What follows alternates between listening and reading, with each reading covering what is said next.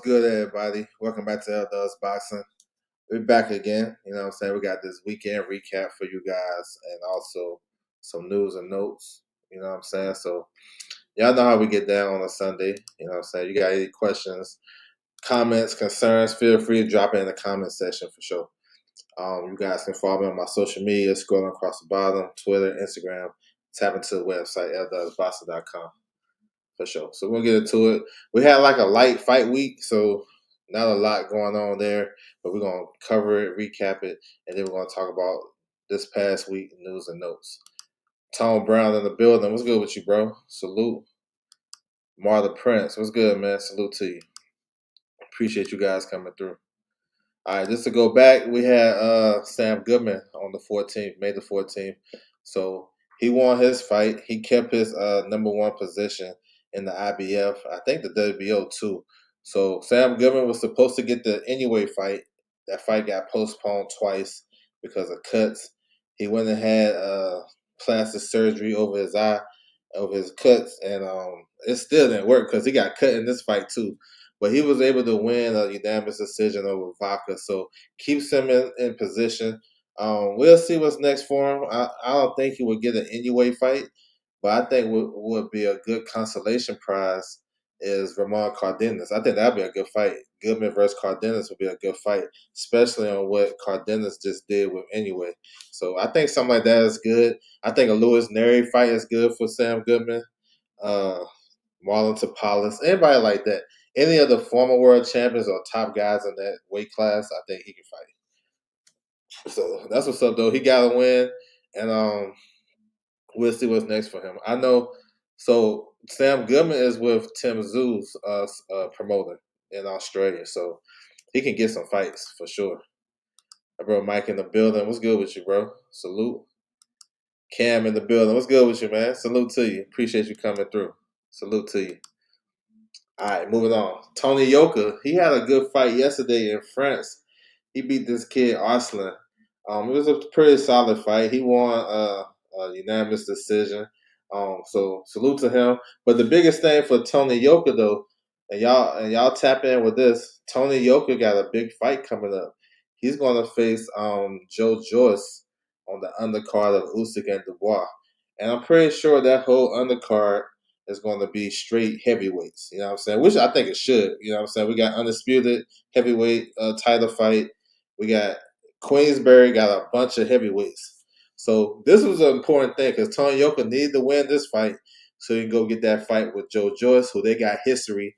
They fought in the gold medal game, the gold medal final, 2016. Yoka was the gold medalist, and then of course Joe Joyce won the silver or got the silver. So that's a long, standing history. So they're gonna do that fight. So this is why it was important. Yoka, he's been kind of, you know, he haven't lived up to the hype. You know what I'm saying? Um, we haven't seen him really fight and beat top guys. At least Joe Joyce got a big win over Joseph Parker. We haven't seen Yoka. When he stepped up, he lost. So, you know what I'm saying? Yoka versus Joyce, you know what I'm saying? Amateur rivalry. We should see that on the Usyk and Dubois undercard July 19th. So this is why this fight was important. Matchroom. So this was Matchroom's card right here. He said hit the like button. I appreciate that, bro. I appreciate it. My man, Team Slime TV. What's good with you? Salute to you. Appreciate you coming through. Jack Queen Boxing in the building. What's good? Salute to you. So this was Matchroom's card yesterday. It was pretty much like a prospect card. All of the prospects from the Matchroom stable won their fights. Shannon Ryan, Bucky, he won his fight. Taylor Bevins and John Hedges, the cruiserweight. Jimmy Sands, he had a decent fight right there. I like Jimmy Sands, though. He pretty solid. Karen Conway got to stop his victory, but the fight wasn't easy. Salute to him. He fights at 160. George Ledar, he got to stop his victory. He's dropped the dude like 3-4 times. So maybe, they'll do George Ledar versus Conway.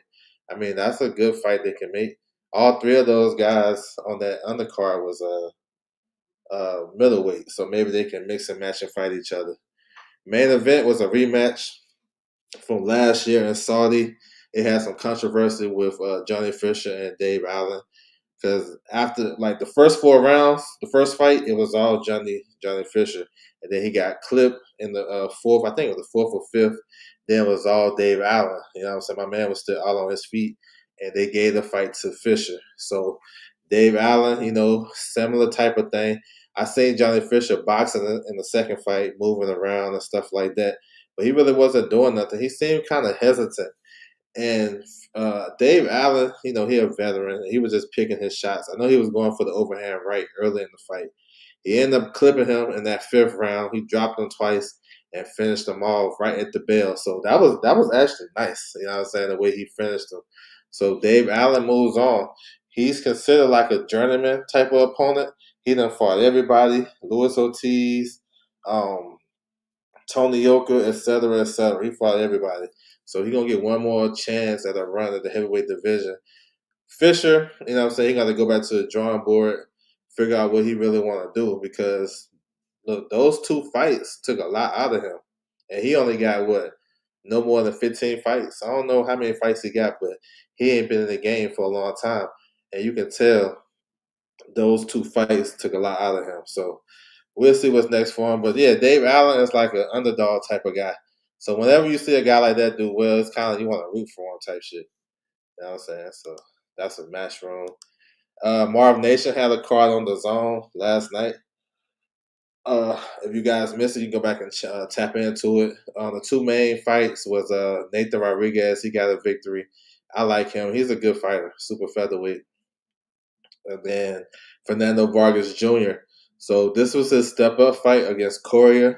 Correa been in the ring with Janibek. He got stopped in like 2 rounds, and he been in the ring with other guys at 154. So Fernando Vargas looked good. It was kind of a back and forth fight type shit. I thought Vargas was doing well using his lateral movement and boxing a little bit. Correa was the aggressor, but I think it was the fifth round they had a nice exchange, and Fernando Jr. he got the best of it, and then he closed him out with a straight left hand down the pipe, and that was it. So that's a good win for him. You know what I'm saying? I don't know if they ready to step him up. He fight at 154. 154 got some dogs right there. So I'm not sure, but I like that the Vargas brothers been staying active. We just seen Amato. He just fought on BLK Prime in April. Emiliano, he's with Top Rank.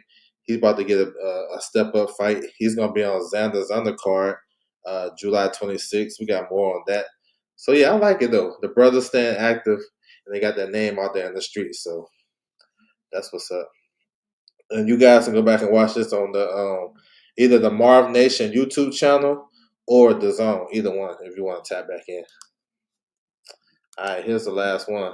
He said, didn't get to see Allen knockout. I was getting ready for my fight. But man, I can't wait. Okay, that's what's up, man.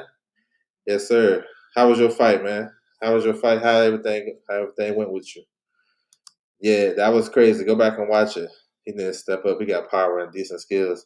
I want to see him test it. Yeah, me too. I thought he looked solid last night.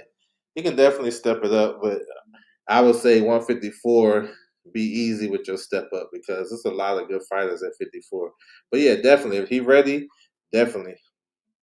All right, this was 360 Promotions. This is on UFC Fight Pass card last night. This was like a late card. A lot of fights on the card. The main three we had the WO champion Haruta. She defended her world title against Moreno from Argentina. She won a unanimous decision. She's a good boxer. She's skilled, southpaw. She was patient. She wasn't like a whole lot of action, but she controlled the fight. You know what I'm saying? And she's good, and she fights at 115. So it's some smoke for her in her division, and then possibly Gabby Fundora moving up to 115. We know Gabby is undisputed at 112. And that should be like a natural, you know, transition to move up to 115. But you also have Jasmine Ortega is the WBA champion. You got Liana Cruz about to fight an eliminator for the WBA at 115. So this is a good win for her, and she's kind of flashy. She probably can sell the fight if they need to do that. But yeah, she look good though. She can box. You know what I'm saying? Out of Japan, and you know Japan got a lot of champions right now. Feel like I got robbed, but it was a great fight. Um, yes sir. Okay, bro. Yes sir, man. Don't let that shit get you down too far. Come on back. You know what I'm saying? Um, he said, "Bud, you think it should have been counted a knockdown for Bogota?" Yeah, man. I'm gonna get on that. I think it should have. Quick answer: yes, I do. Omar Trinidad, he's a contender at 126 pounds featherweight. Uh, I like him. He had a good victory. I like him because he's versatile. He can do a little bit of everything in the ring. And he's just a solid fighter, Omar Trinidad. He's number 2 in the IBF, so he won an eliminator to get that spot, and he defended his WBC regional title for like the 6, 7 times. So I like Trinidad, man. He good. I think he fits in that division at 126. Like I think him versus Joet would be a good fight. Uh, maybe even him versus Robesa Ramirez. Like maybe that's a good one. So yes, sir. He said I want to see Trinidad fight unbeaten opponent. Yeah, that's cool. I mean, he won the eliminator versus a guy that was ranked like in the top 5 or 6 when he won the eliminator. But yeah, if he can get that, I'm with that too. I think he's a good fighter for sure. Bohachuk versus Fox. So we know coming in it was going to be the battle of the styles. You know, Fox is a tall, rangy boxer. You know what I'm saying? Bohachuk is a come forward, aggressive guy that let his hands go. And this fight, man, I thought actually Fox was doing well. He didn't have nothing. The only thing I didn't like about Fox in that fight last night, he didn't have shit on his punches. Like even though he scored the knockdown, I thought it was a knockdown for sure. It was more so like a push, but it was a knockdown because a punch landed. Um, but he was doing a lot of tricky stuff. I like how he was getting off the ropes when Bokachuk closed the gap and let his hands go hit, get off, don't stay so long for the exchanges. Um, I thought it was a very competitive fight, man. It was to me looking at that fight, it felt like a draw or maybe Fox by 1 round, 6 rounds to 4. That's what it felt like to me. And then I thought the knockdown should have sealed the deal, keeping it a buck. Bokachuk, he was getting there, but he was missing a lot of shots. He had some success with the right hand, and he landed some good hooks on the inside. But a lot of the stuff he was letting Fox take the play from him. If Fox would have kept his jab, he didn't really use his jab as much. And I think he could have kept the distance. When he did, it was kind of I ain't gonna say easy, but it was a more clear. He was doing more of the clear work. But on this platform and where Boca Chuck is, he won't gonna get that decision. You know what I'm saying? Boca Chuck came in like 5 pounds overweight. They had to change the weight limit, the weight in the contract. So Boca Chuck came in as the bigger guy, and salute to Michael Fox though. He kind of set a blueprint to how to beat Boca Chuck. You know what I'm saying? If you can take the power, because I knew he wasn't gonna stop Michael Fox. That was one thing that I was saying coming into the fight. Michael Fox is a veteran. He know how to, I ain't gonna say survive, but he know how to get through hard situations in the ring type shit. So I didn't see him getting stopped, but Boca Chuck, I thought Michael Fox won the fight. Real tight, 6 rounds to 4, 5-5, and I thought maybe the knockdown may have been the difference of the fight, but they had some wide scores. They had a 97, 93 twice, which I don't know. I don't know if Bochuk won 7 rounds.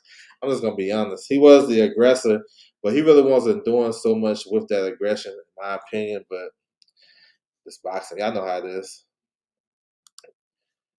Yeah, that was small. That ring was small as fuck, for real.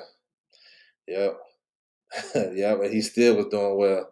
Yep, very biased. Yeah, that's the network. That's where everybody, all their fighters fight at, and those the same commentators for every fight. So that's how it is. But yeah, I thought Michael Fox should have got the benefit of the doubt, but what I'm saying, it wasn't. Y'all know how it is in this boxing shit. So, but the good thing is Michael Fox, he can get another opportunity because he already got a fight date coming up with his home promoter Jeter Promotions, July 26th. So that's what's up though. You know what I'm saying? All right, so here's some. We're gonna get into the news and notes. A bunch of stuff popping off, some random shit. So feel free if it's not on the topic, y'all can talk whatever. It's all good. You know what I'm saying? We can adjust. All right, so we have a rematch coming for this fight. This was a world title fight a couple of weeks on ProBox. Nazarena to Maylin Flores. It was a good fight. Flores dogged it out down the stretch to win the WBA title at 122. So Romero has a rematch clause. She's gonna execute that. So too early to say when the fight gonna happen, but that was a good ass fight. It kind of slowed down the progress at 122 because in July we're about to have a big 3-belt unification with Ellie Scotney defending her WBO IBF versus WBC champion Yamilet Mercado. So that's on the Jake Paul promotions card. Amanda Serrano, Katie Taylor trilogy. That's a big fight. The winner, of that fight gonna have to wait for undisputed unless they can work out some type of deal. But this one should be next, and it was a good fight too. I actually thought Romero won. You know what I'm saying? All right, some more women's boxing. So this is Emma Kuzin. Emma Kuzin, she only got one loss to Carissa Shields. She's the unified champion at 154, WBC and WBO. So here's the story with her. She haven't made a title defense for the WBO in over a year. So the WBO, they dropped a letter to her telling her what she planned on doing, or they gonna strip her. You know what I'm saying? So that's the thing. 154, yeah, I haven't seen her in a while. She beat Hannah Rankin to unify the titles. I know her WBC mandatory is she was supposed to fight Cecilia Brækhus, but she had some visa issues. It was going to be on a top ranked card. So Cecilia fought for the WBC interim title. So that's a good fight for her. I don't know what she's going to do with this right here, but I know she's been out the ring for a while. Visa issues and just promoter issues. She's not really a big name. The only thing that a lot of people probably recognize her from is the Carissa Shields fight. So yeah, we're gonna see. They mess around and strip her, and if they do that, you got O'Shea Jones as the IBF champion. In women's boxing, you can have a vacant title. If you got the IBF, you can fight for like the vacant WBO. It's kind of different with men's boxing. Only Lomachenko is the only one I can remember that fought for a vacant title. Maybe somebody else. Cecilia Brækhus up in there. You got WBA champion Mary Spencer. You know what I'm saying? So it's smoke in her division. Cecilia Brækhus. It's smoke, but we gotta see if she's gonna get active or not. So we'll see. We'll see what's to it. It's a 17-year-old Mexican who's fighting for the interim title. Which division? Speaking of inactive champions, what happened to the belt as Loma retires? Moratala will get elevated. Moratala is the interim champion, so he'll get elevated. All right, here's a card that was announced recently, and it got some familiar names on there. So you got John Pascal. He's gonna face Michael Seslak for the WBC Cruiserweight interim title. This is June the 28th in Canada. So you got Pascal. We know Pascal. Marcus Brown is on the undercard fighting at cruiserweight. He's facing Doradola. So I'm guessing if the winners of those two main fights will fight each other. We ain't seen Marcus Brown in a long time. I know he had like one fight at cruiserweight, but he's been real inactive. And then you got the return of Patrice Voney, who is a good middleweight contender. He came up short against Ammo, but that was a tough, close fight too. He didn't get dog walked or nothing like that. I don't think a lot of guys can dog walk Patrice Voney. I'm just being honest. So he's coming back. So, good card with some good names on it. Daradola, he was a former champion. He's a big puncher, but his chin is crazy. So it's either he gonna get you or you gonna get him. And Marcus Brown is a good boxer. So yeah, man, it's interesting. This is a good card. This should be fun. C Slack is underrated, good fighter. I think he only lost to I know he lost to Lawrence Okoli. So yeah, bro. That's what's up. She a girl, I believe, at light flyweight. Is it Ashley Gonzalez? I don't know. I forget their names. I bet. I look into that shit. All right, so we got a return of Juan Francisco Estrada. So he's coming back after a long layoff as well. Probably a future Hall of Famer. I think, you know what I'm saying. I think he'll make one more last run at 118. So he'll be back June the 14th. So fighting in Mexico. So let's see if we can get one more run. 118 got some killers out there. Jantu Nagatani and shit like that. He about to unify in June. I mean, hey, if Estrada wins this fight and try to go after Jantu, salute to him. You know what I'm saying? I give him props for that. 118. So we got a new WBA champion. So this is Antonio Vargas. He just got elevated from the interim status, WBA interim, to full champion because of the champion tsunami he had to pull out. These guys were scheduled to fight sometime in July, but the fight got postponed because of the injury. So then the WBA just elevated this new champion right here, Antonio Vargas, who is a fun young fighter. A lot of his big fights, he'll get dropped early, but he'll get back up and win the fight. So you gotta love that. And he'll win by knockout too. So that's some dope ass shit. So instead, he's gonna face Diego Higa, who is a former world champion. He just fought for the title 2 times in a row. He lost one, and then he came back and fought the WBA champion Tsunami to a draw. So this is a tough fight for Vargas. He got to go to Japan and fight Higa. Higa is a good, solid opponent, yo. I mean, he's like a high level contender that can win. So we're gonna see. First world title defense for Vargas, and it should be announced pretty soon. I heard it was the end of July. So yeah, that's what's up. That's the news right there. We got a new champion at 118 pounds. Ryan Frazier, what's good with you, bro? Salute to you. Appreciate you coming through. All right, so here's an announcement for ProBox. Y'all know ProBox been going crazy with it. They got another card June the 7th. You got Justin Paldo. He's gonna face the veteran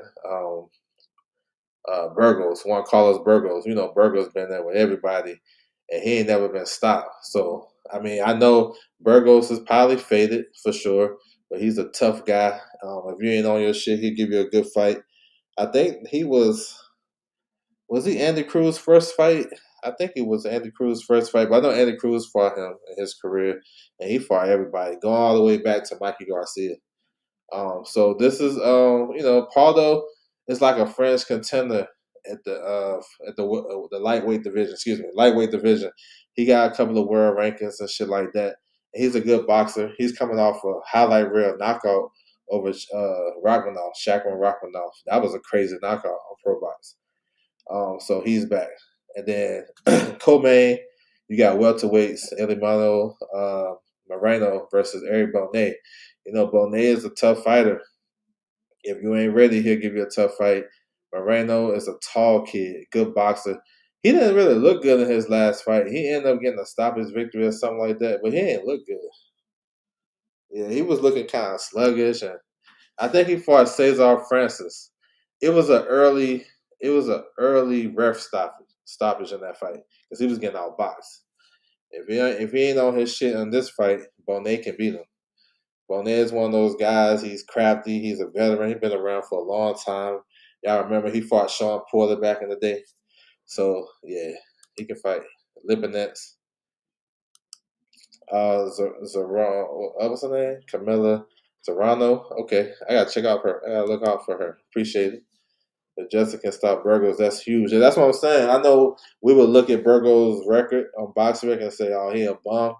But it's a feather in your cap to stop guys like this who was tough, who been around the block, who was rugged, who got experience. So it's not always about BoxRec. A lot of people base their shit off what BoxRec tells them, but don't tell you the whole story. You gotta go watch the fights and shit like that. And with that understanding, if Pardo can do that, for sure.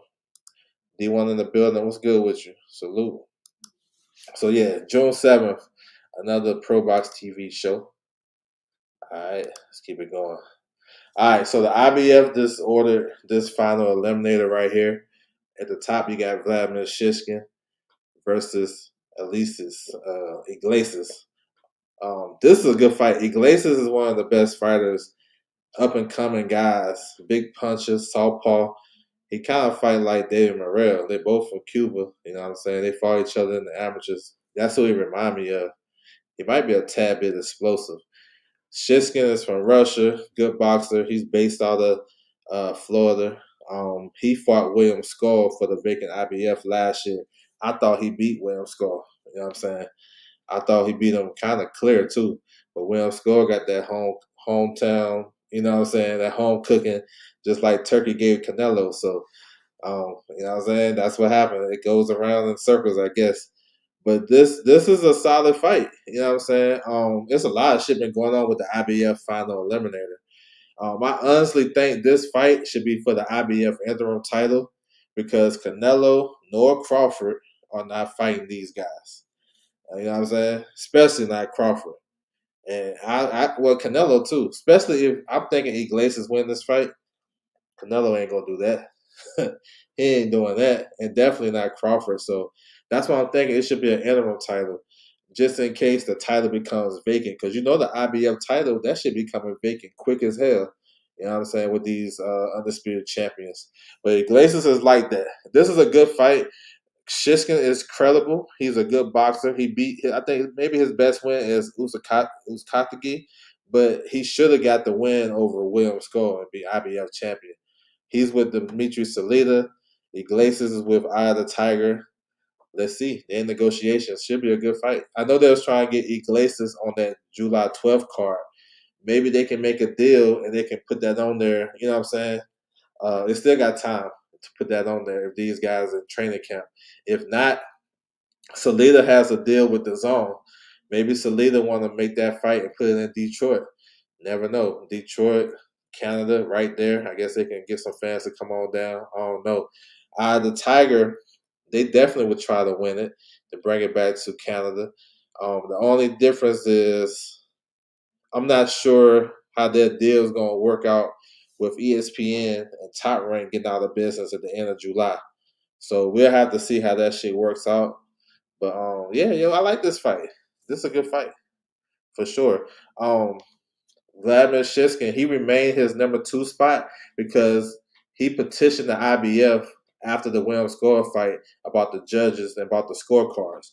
So the IBF ruled that he can keep his number 2 spot and he'll be a secondary mandatory. And we couldn't get a mandatory and whatever because guys was pulling out the fight and all types of shit. So they decided to order this fight as a mandatory. So Will Skull, he have an issue with Turkey telling him in the locker room to take it easy. He should go to the IBF and petition those scores so he get his shit back. You know what I'm saying? So yeah, there's ways to do shit. I guess depends how your team is. But this fight is gonna be good though, for sure. TJ in the building. What's good with you, bro? I appreciate the knowledge. Now I appreciate you, bro. Thank you for the support. Salute to you, bro. TJ in the building. Yeah, he tough. I feel Morrell is slightly better boxer, but Iglesias got the power edge. Okay, I'm with that. They very similar though, right? Very similar fighters. Cam, I appreciate that, bro. He said, this is a great fight. Iglesias is a hidden gem at 68. Now for sure. Yeah, put the interim title on the line. For this case. I don't agree with all interim titles, you know what I'm saying, just throwing them out there. But in this case, yes, because what's gonna end up happening, if Canelo win, he might go fight the winner, but he might fight he fuck around and fight Chris Eubank. He mess around and fight his WBO mandatory Pacheco. He mess around and fight someone. He got a lot of options. You know what I'm saying? There's no guarantee. And the winner of this is not they're like third in the order. You know what I'm saying? Because in Billy, if he wins, he'll be the WBC mandatory with the interim title against Selecki. So that should make him before these guys. Pacheco is next in the rotation for the mandatory. So those guys probably ain't gonna fight the winner right here because they're not big names, and Shiskin, like people don't want to talk about him.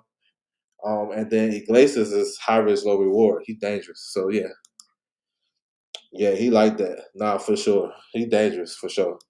That right hook was crazy. Shiraz is a good addition to 168. I think so too, especially with Andy Lee. Andy Lee is doing a real good job with these guys. The way I like how he transformed these guys in a short amount of time. Just look at Ben Whitaker. He looked totally different than the first fight he had with that guy. Tough fight. I think it's a tough fight for Edgar too. I think it is. You know what I'm saying? So 100. Iglesias is like that. No, for sure. Iglesias is a problem. Iglesias, Shiraz, Pacheco would be a good treat. Yeah, bro. Yeah, all of look, 168 is low key a popping division. You know what I'm saying? Look, you got Caleb Plant fighting 31st. You know, they both taking tune-up fights. Charlo and Plant, they're doing that Turkey shit, right? They don't like when Turkey playing fights ahead, but it's okay. I have to throw it out there because I hear these talking points around the community. But if Plant and Charlo win, they gonna fight in the fall. You know what I'm saying? So Charlo coming to the division. Caleb Plant is like that. Christian and Billy is fighting on the 28th against Selecki because Pacheco pulled out. Pacheco about to fight Trevor McCumbee. You know what I'm saying? On Bam's undercard. Then you have Beck the Bully versus DFG, Darius Fulgham. Yo, 168 is popping. You know what I'm saying? Throw in Steve Nelson back up in there. Let him come around the circle. Lester Martinez. I'm telling you, 168. And I ain't even said nothing about Canelo. You know what I'm saying? I'm just talking about the other shit that's going on. I'm telling you, start tapping in with 168. Crawford guys convinced me Terrence gonna win. He got an uphill battle though. He gonna have to prove. He got to go in there and fight Canelo though. Like not be at all type shit. Um, yeah, I think he has a good chance of winning. He said, "Great insight. Appreciate you, bro." He has a good chance of winning that fight. I got a feeling Shiraz going to beat Berlanga. Man, I won't be surprised. You know, I won't be surprised. Ghetto Fab, what's good with you? Salute to you. Yeah, yeah. When you think about it, right, and all of them fighting in around the same time period too, so we can get a chance to see who actually the best. Berlanga, Shiraz, like a lot of good shit. He'll give Edgar a boxing lesson. We'll see if he. Let's see how he can take the power to. If he can keep Edgar at range with his jab and kind of time Edgar for trying when he take his risks, yeah, he can have opportunities with the weight issues. You think Bogachuck? Man, I don't know, bro. We'll see. We'll see. I think he'll fit in up there because he's a big, strong guy. But I think maybe he still want to maintain at 54. This era super middleweights has star power and talent from the modern Super Six can modify. Yeah, I mean, yeah, do a word about the Super Series. They got enough to do 8. You know what I'm saying? But yeah, I'm with you though. They can do a little round robin. I'm with it. All right, here's the next one. So we got Ken Sims Jr. versus Oscar Duarte. So these guys were supposed to fight in November. Ken Sims had to pull out with a knee injury, so they're gonna run this back. They're gonna reschedule it for uh, August the 2nd in Chicago. Hometown fight for Kenneth Sims Jr. That's dope.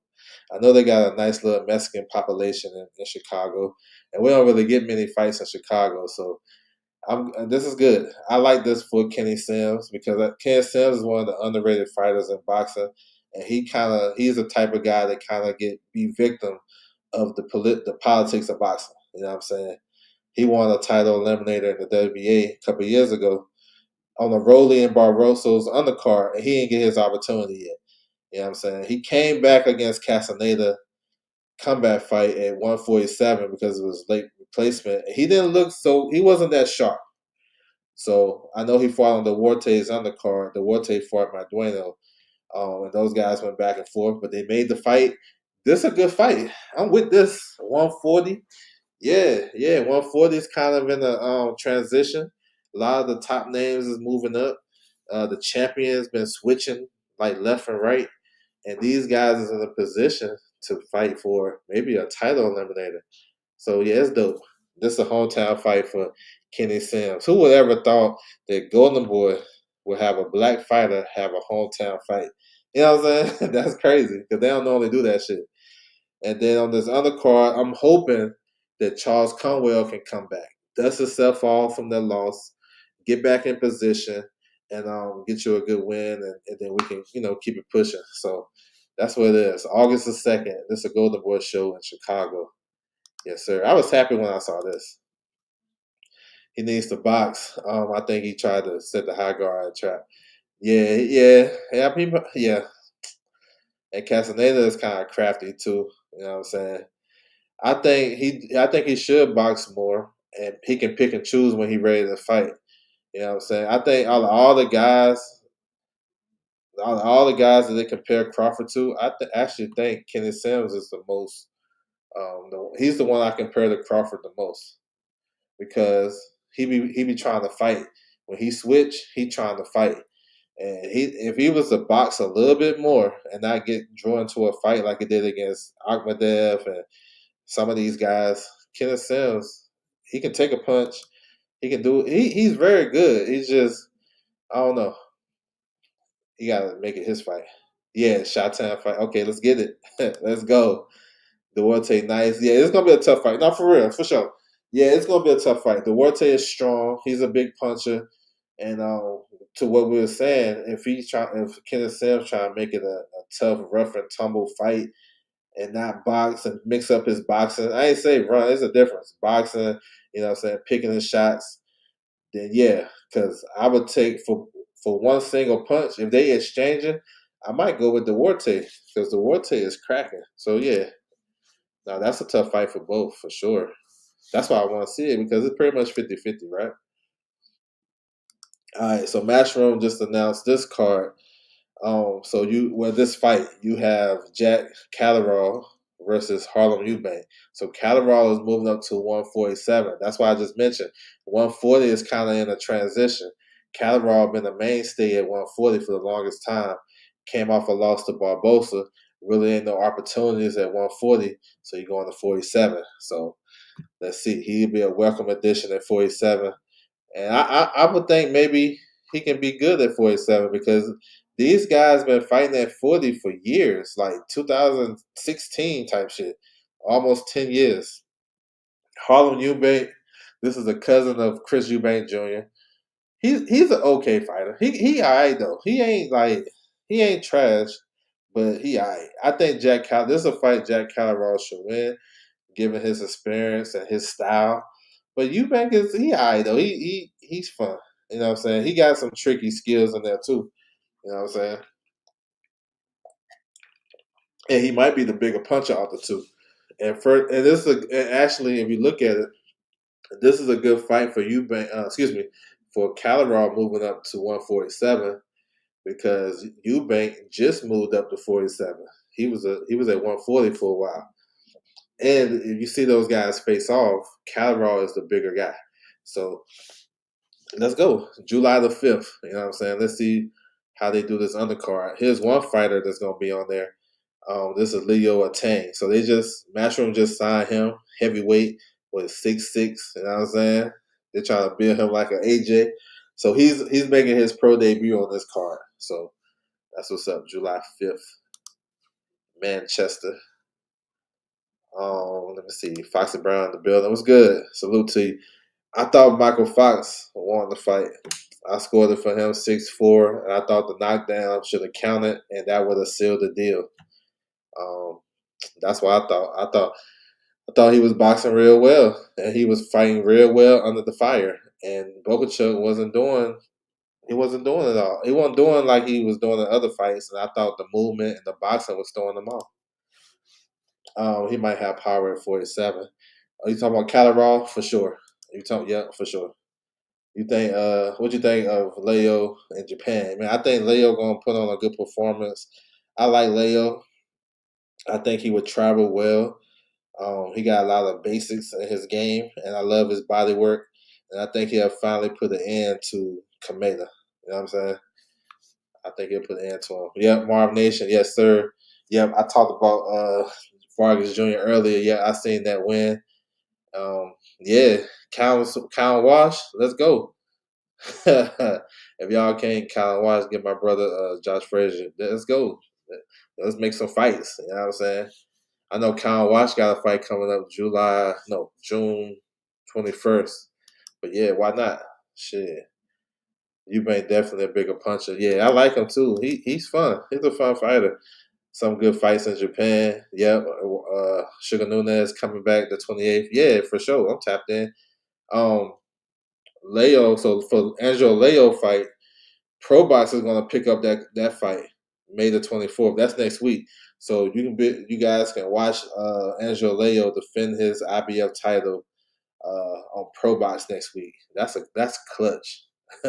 That came in clutch. Yeah, it's finalized. No, I like Andy Cruz in the fight. I think Andy Cruz outbox him. You know what I'm saying? I think Andy Cruz outbox him. He'll keep it safe and outbox him and do his thing. I think he'll win. I thought he won. I don't know about easily, but I thought he won. I thought he won. I thought he had shit out. That's me watching it. Wide Sports Betting. What's good with you? Salute, salute. Maxie could be upset of the week. Archie can buy. Yeah, no, this is a good. Yeah, interesting. That Archie moving up. Let's see how he adjusts to 160 to 135. And I think Maxie been on the road, so I like Maxie though, but kind of biased because I like Maxie a lot. Yeah, he was over 5 pounds. Yeah, for sure. Yep, he was over, and they adjusted the contract, and yeah, Michael Fox did good under the circumstances. Like he had everything against him. He was on the road. He was on the home promoter show. He wasn't gonna get that win, but that's what I'm saying. Boxing. That's why boxing is a business. What you gonna do with Michael Fox beating the guy that's number one in the WBC? You know what I'm saying? You see what happened with Magistry, what they did to him. They'll do it to him again. You know what I'm saying? That's a good fight. Brian Norman Jr. in Japan too. Yep. Yep. June 19th. What do you think about anyway at 26 if he moves up? He gonna struggle with some of those guys. Um, but I think he'll be all right. I think he would probably lean more to his boxing, because I'm not sure. Let's see if his power carries up. That'd be a question. But I think he'll probably have to lean more to his boxing and tighten up his defense. Because those are some big guys, and guys like Espinoza is awkward as hell. That would be probably his toughest fight. I think with Nick Ball, that'll be a tough fight too, but he can time him jumping in. He can time him jumping in. But if he can't and Nick Ball get close to him, start roughing him up, he gonna be in life or death situation. So it's gonna be tough for him. It's a lot of tough guys. Like Leo is a good fighter. He dig to the body. He got a good left hook as well. Shushu is twitchy, fast, big, strong, athletic fighter. He gonna have some issues, and this is where like if he all time great type shit, like the media saying, everybody saying, then we'll see how he performs. I think his shit gonna go down a little bit, but I think he'll still be good. Depends on the matchups. But that Espinoza is a bad style matchup. Andy Cruz has been receiving a lot of hype lately. Yeah, mostly it's off of the back of Keyshawn though, because nobody really talking about his IBF situation. They're talking about Keyshawn. That's how it be. Um, May closed out nicely with some upcoming bouts. Can't wait to June. Yeah, me too. 7-5 Fox. But see, now I got to call cap on that because the fight was only 10 rounds.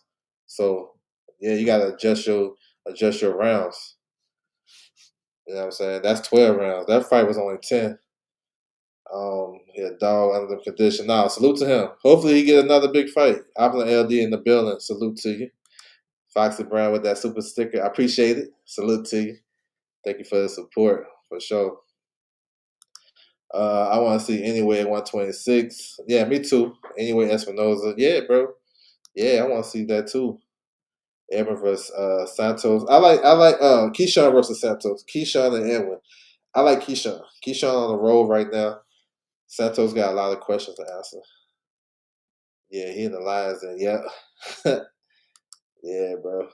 Any chance of Virgil? Man, I hope so. That's a good fight. I don't think it's sell. May not happen right now. I don't know if they really on the best terms.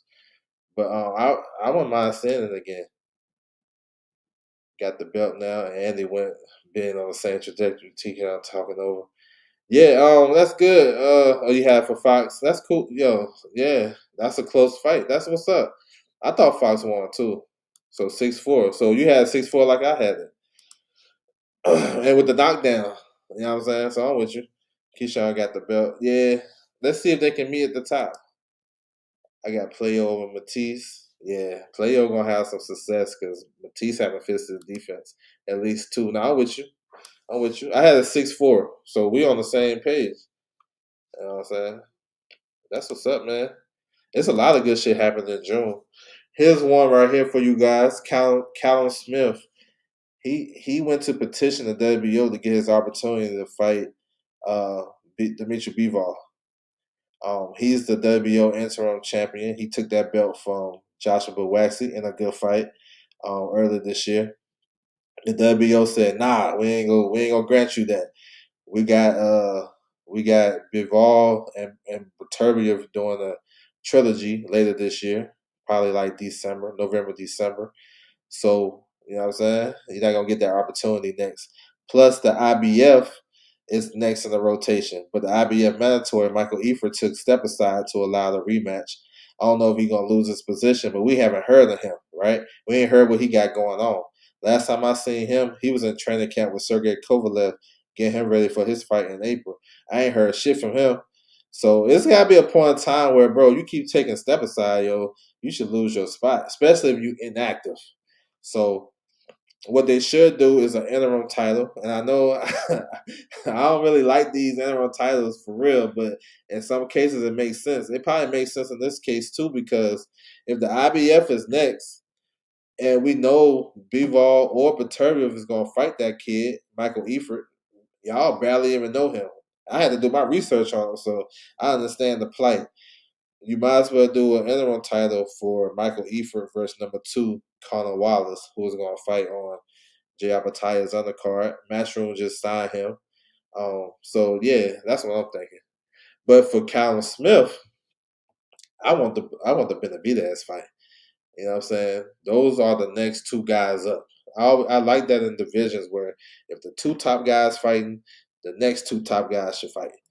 But we don't know. I'm hearing they're trying to do a 5 versus 5 match on Queensberry and match up Callum Smith versus Anthony Yard. Good fight, but it ain't better than Benavidez fight. To me, it ain't better than that. So we're gonna see. You know what I'm saying? We're gonna see. He said, hell yeah. Dang, that's messed up. Styles make fights. Crews need to be positioned, mandatory. Um, yeah, yeah, I'm with it.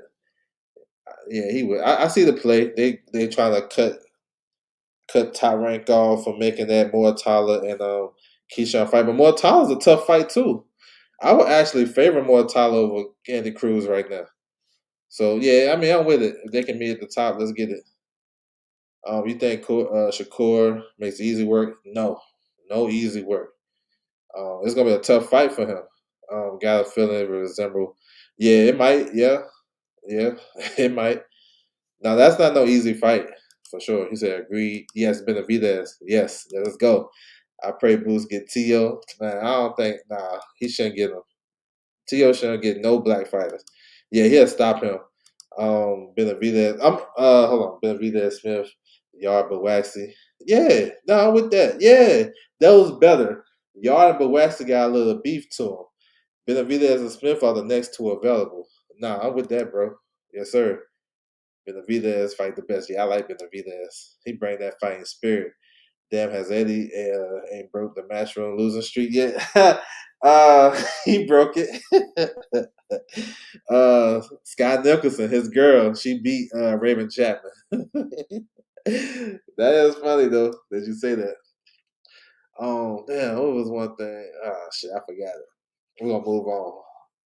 Oh yeah. Oh, I want when it comes to like To and Boots. I'm the one in the crowd that's saying they should blackball his ass. I know everybody say no, fight Boots, let Boots fight him and beat him up, teach him a lesson. Nah, bro. The best way to send a message is get to the pockets. That's the best way. He can't make no bread with no other name. You know what I'm saying? He can't no black fighter. This dude still ain't made $1 million on paper. So he gonna fight one of our black fighters to help him get a payday and take care of his family that he disrespect. I'm in the section where I say blackball him. Don't give him no opportunity. Let him fight the Claggets and the Lomachenkos and the Josh Taylors, and let them keep fighting those guys. Stall them out, Debo, type shit. You know what I'm saying? Nah, let somebody else beat them up and we laugh at it. Don't give this is my point of view. And I get everybody else what they saying. They want a black man to teach them a lesson, blah blah blah. But he's just gonna be that kid where you can beat him up and he'll still gain notoriety off of that for getting his ass whooped. He'll still gain favor. He'll still no stall him out, keep him over there. Let him keep having fights at the theater with 300K, or fighting in Florida for a hometown fight and only getting 1,200 in the building. Let him keep doing that. Keep him at that level. Don't raise his profile by fighting us. Nah, bro. Nah, nah. That's my thinking though. But I get everybody wants to see him get beat up, but let him get beat up by the white boy then. You know what I'm saying? That's my thinking. Y'all don't have to think like me. They got another 5 versus 5. Yeah. No, I don't got none. I know. I heard of two. Well, I heard of one fight that's not even on that. Nick Ball versus Brandon Figueroa. The other fighters I haven't heard. I haven't heard yet. He's number 10 in the WBO. Yeah, no, that's cool. IBF is cool. I ain't mad at that, bro. Yeah. I ain't mad at it. I think that's why I'm thinking they can meet at the top. But that's cool though. Yeah, get your eliminator. He should win. He just need to take that TO smoke. Let's get it. If that's what you want to do. Yeah, blackball him. Because they'll say he a racist, but then they'll be talking to him on the phone and sitting next to him on the plane. Nah, bro, stall him out. I'd rather see T.O. Polanco. Ooh, Polanco is like that. I'm with the black ball too. Yeah, that's what I'm saying. Let him stay out. Let him keep fighting who he want to fight. Because no matter what he say or what happens, whatever scenario you give him, he's still gonna be the same. He ain't gonna learn nothing from this. Boost destroy him. Yeah, I think so. I think Boost will beat him and probably stop him late. But I think Teofimo's athletic ability and his, he is crafty and all that shit. And we just breaking down the fight. I think that would get him through a couple of rounds. But I think eventually you got a guy that's more athletic, stronger, bigger, faster. Who's gonna catch up with him? Tio saying that what a lot of people feel and wish they could say. Yeah, I mean, yeah, it is what it is to me. I don't. That shit don't really affect me too much. But if I rather if my thing is this, instead of giving him an opportunity, don't give him one. You know what I'm saying? Just let them don't even talk about him. A lot of people that's talking and covering about Teofimo saying what he's saying. I mean, they still covering him. Me, I don't really give a fuck. To be honest, if I was managing a fighter, I'd be like, nah, we'll fight somebody else. Let him keep doing what he's doing. We're not even gonna be a part of the bullshit. All right, so we was talking about some of these fighters on this card. We have Hitchens and Cambosis. They announced the whole card. So you got Andy Cruz versus Japanese fighter, IBF eliminator. I think it's a good move by Mashiro. This is a good move to get him in position to fight for a world title. Looking like he would be the mandatory for Ray Mortala, because I don't think Lomachenko coming back. And if he announces retirement, Mortala would get elevated to the full IBF champion. So that's a good look. You know what I'm saying?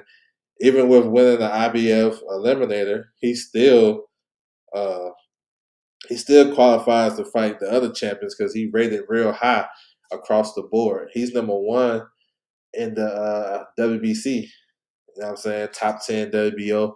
So just because he won the eliminator, that don't mean he shouldn't be able to get the other fights if they're available. But the IBF pretty much guarantee you. So that's what's up. You got a decent heavyweight fight. Barrier versus Hines. Hines is a guy from, I think, from Cleveland, tall southpaw. Tito Macalo versus Montreal. I was looking for a better opponent for Tito Macalo based on the way he called out all these people, all these top fighters. So I'm kind of disappointed in the opponent. You know what I'm saying? Because the call out don't match the matchmaking. So we got to get those to even out a little bit. This is a fight Macalo should win. I think Macalo is a real good fighter. Dangerous. tall, rangy for 140. He got a good build if you want to go to 47. But yeah, that's a good one. Alan Maka, they just signed him, Albanian kid. He making his pro debut. You got the Indian fighter Dev. You got Pablo Valdez, who was like a local ticket seller. That's Berlanga's homeboy. He's on the card. And then Zaquan Moses. I think this is his third fight. So, yeah, that's what it is. Hitchens and Cambosis. I like Cambosis to win. I mean, excuse me, take that back. I like Hitchens to win. I think Cambosis, though, because I'm thinking Cambosis is going to be hella game in this fight. And when I was looking at his last fight, I noticed that he's kind of fast for 140. Don't got the pop, but he's kind of fast. So, and he's a solid counter puncher. I think Hitchens was just maybe a little bit too skillful for him and probably outbox him, similar to what Devin Haney did. I don't see a stoppage though, to be honest. So yeah, that's what it is. Let me see. Get back in the chat. Let me see. Facts. He said, "What you think about Tim Bradley?" Man, I ain't worried. I seen that shit. I think that he tripping if he really believed that T.O. gonna beat Boots. He tripping. That's what I think. It's a good thing because so many people already hate him. Yeah, salute. Oh, my man PJ's Big Dog. Salute to you, bro. Ricardo talk a lot. I hope he backs it up. Yeah, me too. I think he will. Against this opponent, yeah. I don't like Cruz or Tito's opponents. I'm okay with Cruz opponent because of what's at stake, but Tito's opponent, I don't like that shit. Africa going to stop Cambosos. Okay, stop Cambosos. I think you were saying it was going to look like the other fight. What you say? The Puerto Rican guy, Bowser. I think you was the one that was saying that it's going to look like Bowser's fight. I think Wiley made Cambosos look faster than he was. Okay. All right. Mind playing tricks on me. Got you. Appreciate that.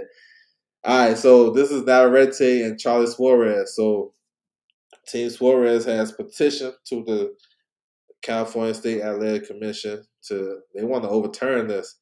They probably get overturned to a no contest. We all know it was a punch. It derailed Suarez crowning as a champion. And I thought that was a punch all the way. Navarrete was winning the fight, and he didn't look half bad in this fight. It was just that punch was just right on the money, and by the rules, that should be a TKO. So they're doing a hearing June the 2nd in California, and more than likely they're going to change it to a no contest. Team Suarez trying to get the belt. You know what I'm saying? They try to get the belt. So the WBO not going to make a move until they hear from California. Now, if they change this shit to a TKO, we got and the new, you know what I'm saying? They should, because that's what happened on tape, and everybody knows it. So yeah, they should change it. TKO. Navarrete don't lose he don't lose nothing from this. You know what I'm saying? He can get his title back, or he can get the opportunity at a rematch. Speaking of rematch, Top Rank is trying to do a rematch October the 1st, 2025. So that day is a historical day for boxing fans because that's the 50th anniversary of Thriller in Manila. You know what I'm saying? So Top Rank is trying to do a big event in Manila, Philippines to do that. You know what I'm saying? To respect that date and what I'm saying, to honor that 50-year anniversary. So yeah, that's what they're talking about.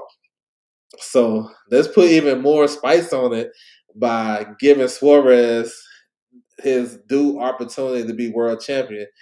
Let them overturn that shit. It would have more spice on it. You know what I'm saying? It would have more spice. Him being the world champion, fighting at home against Navarrete. You know what I'm saying? Thriller of Manila. You know what I'm saying? So let's see. So June the 2nd, that's when them guys is going to make the final decision. So we'll see what's up with that. But he should be champion though, right now. All right, got some more stuff for you guys. We'll keep it pushing. Hoping Eddie make Jermaine Ortiz. Oh, me too, bro. I think that's the fight. Yeah, that's a good fight. Nav getting favors. Oh yeah, yeah. Now, oh yeah. That's 3, huh? You know what? and he had to come from behind and get the what's the kid, the twin he fought, Baez. He was losing that fight. Uh, and then against Ruben Villa, he lost all the rounds that he didn't score a knockdown in. Maybe Ruben Villa won that fight. Yeah, yeah, that was a punch for sure. Straight up punch. Your five versus Rodriguez. No, real good fight. Yep, it is on the radar. That's June the 18th. Yeah, that's a good fight. Dang, I was wondering where Brandon Lee was. Yeah, yo, welcome back, bro, because everybody was wondering. Now, Brandon Lee been out of the ring for a long time. You know what I'm saying? We've been waiting for his return. He signed with Queensberry Promotions, Frank Warren in the UK. I ain't gonna lie, I'm baffled by why this American fighter, you know what I'm saying? What is he? Chinese? No, Korean and Mexican signing with a UK promoter, and he had one fight over there, and that's it. What they gonna do for him? I don't know how that made sense to me. Maybe y'all can tell me. But he's back. During his off time, he done went and got his degree and shit. So at least he taking advantage of his, career outside of boxing. So that's what's up. But he's back. He's facing a tough, rugged guy from Argentina. I don't think he's been stopped. He's like 22-5. RGO. I think he fought Tiger Johnson and shit like that.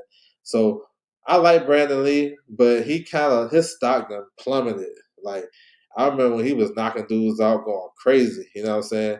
Him and Boots was supposed to have been, you know what I'm saying, Rush Hour Part 2 and shit, Rush Hour Part 4. You know what I'm saying? Because they had the same manager and shit.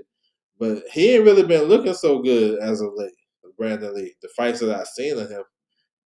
So let's see. He's with Robert Garcia. Um, he's gonna be on that card June 21st in Newark with Vito Melnicki. We got Truck Simpson versus Jahad Tucker. Pretty solid, pretty solid card. Manny Chance on the card. So they adding Brandon Lee. So yeah, man, good to see him back, man, because Brandon Lee is one of those guys y'all be like, what happened to Brandon Lee? You know what I'm saying? Because we used to see him so often, he just fall off the radar. So yeah, that's interesting though. Him signing with Queensberry.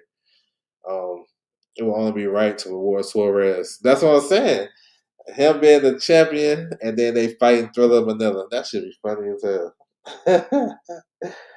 Yo, that should be funny. You know, boxing is crazy like that too. Yeah. He said Cole got to go on the road. Yeah, he do. That is a tough fight, man. Yo, y'all look out for Cole. It might be another Johnny Fisher situation type shit because Gallegos is already dangerous as it is. But in Mexico, he got a little extra sauce. And I remember him beating Kevin Newman in Mexico. And I remember Kevin Newman was saying the venue was extra hot, extra spicy up in there. They had some, home cooking situation going on down there. I'm just trying to tell y'all. Dan the man in the building. What's good with you, bro? He said people not talking about Wilder's return enough. I'm excited for his return. No, we ain't talking about it like that. Definitely, me too. Because Wilder, he brings that shit back. I just want to see Wilder come back. You know what I'm saying? Look good, get a knockout. I think this is the type of opponent he probably needed before he went over to Saudi. But now for sure, nobody talking about Wilder right now. But it's gonna heat up. It's gonna heat up. All right, so we have Xander Zayas and Jorge Garcia. So we know the situation behind this. Fundora vacated the belt. No, Fundora got stripped of the WBO, and he's going to go into a rematch with Tim Tszyu, July 19th on the Pacquiao Barrios card. So we know this. But this one right here, this is going to be a solid fight. They're looking at July 26th in NYC for this one, for Xander, for his first attempt at the world title. Not an easy fight.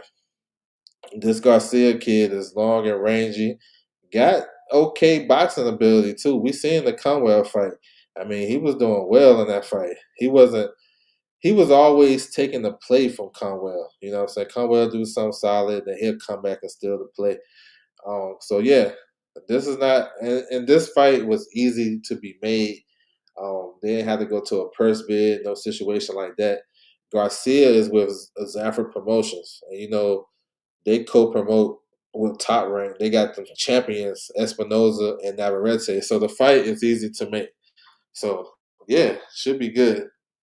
Should be good. And then Xander get an opportunity to put on a star-making performance and win the world title, be the next big Puerto Rican star. And he got the quality for that.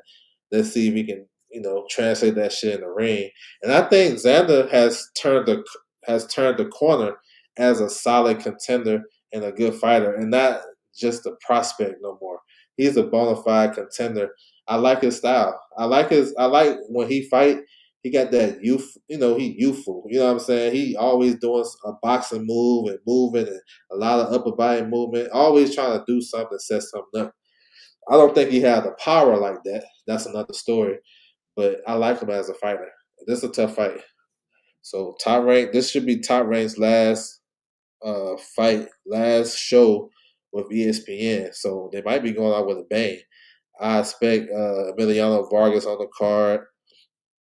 Uh, they probably put a lot of their up and coming guys on that card for sure to close it out. So that's what's up. The Dominicans. I expect the Dominicans to be on this card too. So that's what it is though. Xander getting his first world title shot, July 26th. Blunt Sports, what's good with you, bro? I was hoping they would stuck Wilder with Arslanbek. Arslanbek has a fight coming up. He's facing, I forgot who he's fighting, but he's fighting on Billy's card. He's fighting this big tall dude. I forgot his name. But yeah, I mean, shit, let's go. You know what I'm saying? The first one connects. As long as Wilder got his hunger back, he dangerous for anybody. You know what I'm saying? As long as he got his hunger back. We know what he brings to the table and lack thereof. As a fan of Wilder, I'm okay with that because the right hand is so dynamic. I'm like, shit, bro, just be willing to throw that bitch. You know what I'm saying? And if he willing and he got the temperament like he had before, he dangerous. He dangerous off the top. My man, Blunt Sports, salute to you, bro. All right, we keep it going. So Herkovic and Frank Sanchez. So the IBF ordered these guys for the number one spot a couple weeks ago. The deadline, they had a deadline come up. These guys want to push it back. So I don't think this should be like a hard fight to make. I don't see nothing stopping it. Uh, I'm expecting this fight to be on the undercard of Usyk and Dubois. I want that whole card to be heavyweights. You know what I'm saying? If you want to sprinkle in some other weight divisions, all right, cool. Put them on the prelims. I feel like an undisputed fight, heavyweight fight, should have all heavyweights, especially with Queensberry having a lot of fighters in the heavyweight division. They can just put, you know what I'm saying, or Coley versus Dylan White. What's the kid name? Elijah J versus TKB. You know what I'm saying? Rematch that shit. Joe George versus Tony Yoka. You know what I'm saying? They got a lot of motherfuckers over there that they can run a whole heavyweight card. And this will be a good one too. Sanchez, so he got stopped last year by Jake Caballero. He had a knee injury. Um, got that fixed. He came back in Mexico. You know, nobody really, whatever. And then, so they both coming off a loss last year. Hergovic lost to Dubois. He came back, had a good fight with Joe Joyce, short notice to beat him. That was a fun fight, you know what I'm saying? His gas tank is trash, though. He got to work on his gas tank. But this is a solid fight, though. And I won't rule out this fight being on the Canelo Crawford card, too.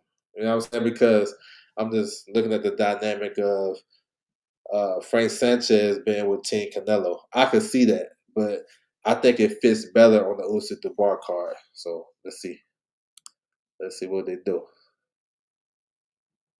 Just watch Wilder Brazil. Man, May 17th, May 19th, 2009? Should be coming up on the anniversary, ain't it? Yeah, bro, those are the days right there. Like I said, Wilder get his killer instinct back, yo. We got money on the table. You know what I'm saying?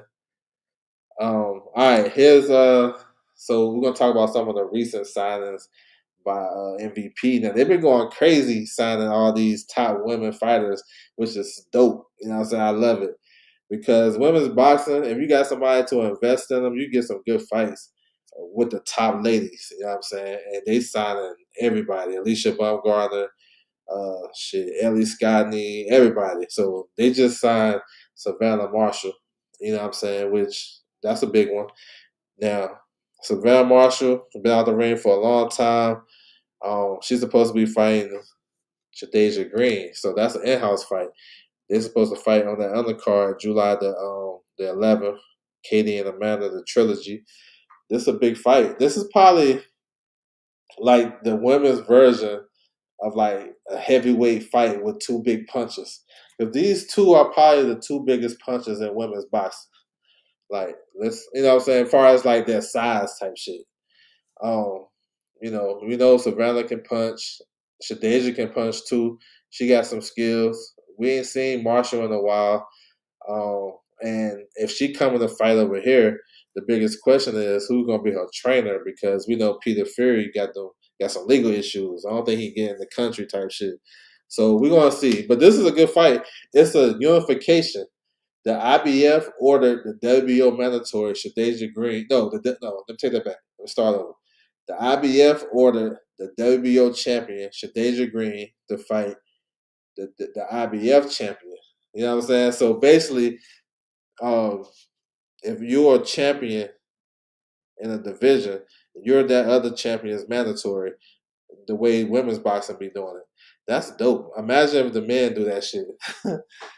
Yo, that'd be crazy. So if you got multiple champions, that's your mandatory. Before we even get to the rankings and look at who number one and who won the eliminator, bro, we'll get a lot of the fights that we want. But you know how it is. But with women's boxing, they can do this because it's not like a big cachet of names. So they can actually do this and be okay. But this is two of the best in 168. You have Franchon Cruz is the other unified champion. She's a unified champion. She's fighting with June the 6th. This right here, the winner of this fight versus Franchon Cruz. Of course, Carissa Shields is in the mix. Like any one of these fights. That's why I was saying Carissa Shields don't have to move back down to 54 to get fights and bring these small girls up to be an even easier fight. She got girls and women in her weight class that she can actually fight, run shit back. The Franchon Cruz rematch, that's one. Savannah, that's the biggest one. I still want to see Shadeja versus Carissa. There's a lot of shit, bro. So she don't have to go back down when she got fights right there. You know what I'm saying? So that's what it is.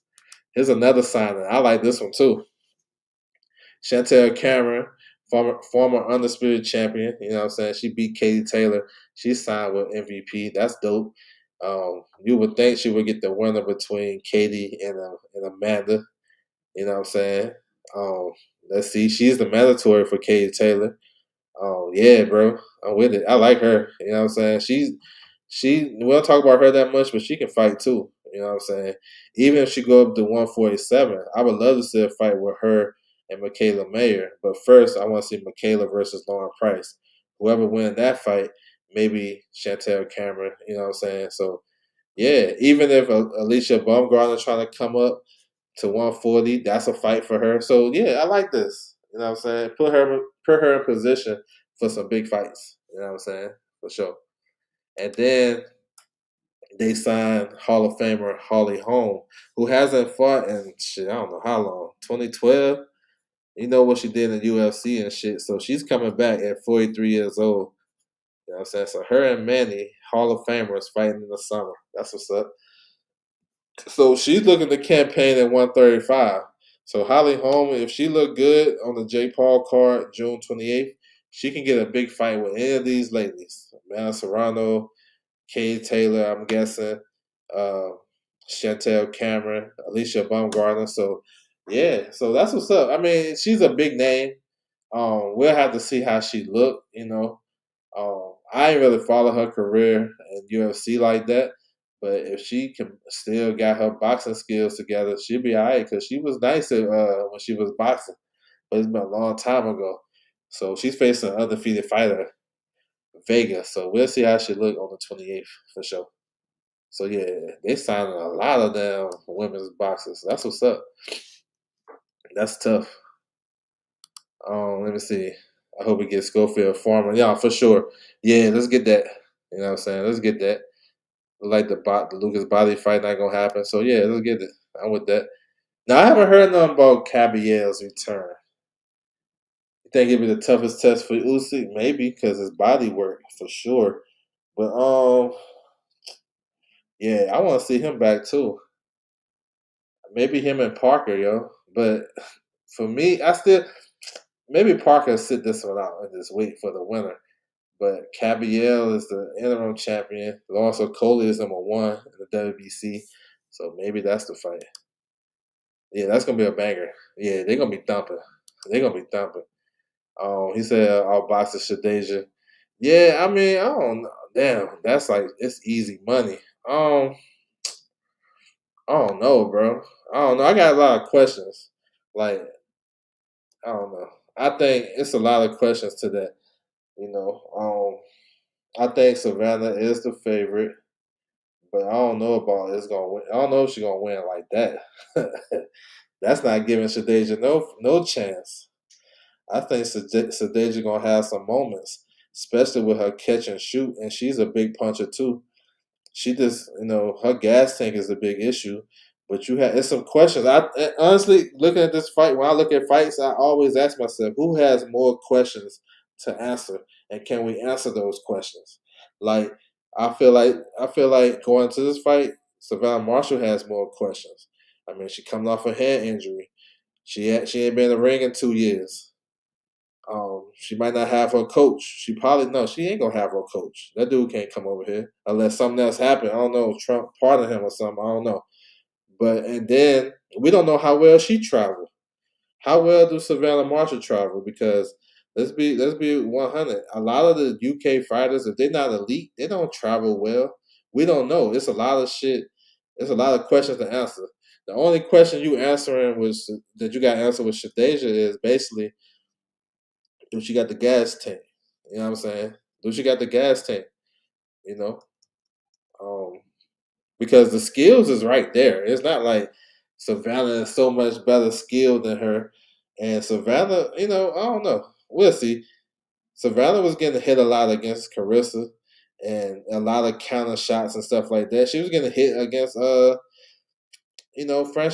So I don't know. There's a lot of questions before I can say 190. That's crazy to me thinking, but maybe it happens, and then I come back and give you all your props. Man, Carissa Fooling L Dub, she needed to make that move MVP. Cut ego. No, I think she's good where she at though, because if you really look at it, MVP and Salita can do a 5 versus 5. You know what I'm saying? It's gonna be good. Because at the end of the day, if they want the big fight, they gotta still holler at Carissa. You know what I'm saying? They can even, but if you look at their stable, they signed Franchon, they got Carissa, they signed those two light heavyweights. They got a girl at 140. They can do a 5 versus 5 type shit. You know what I'm saying? I don't think she needs to sign with them. If a fight is big enough to be made, the fight would get made. I don't think I'm not a proponent of that.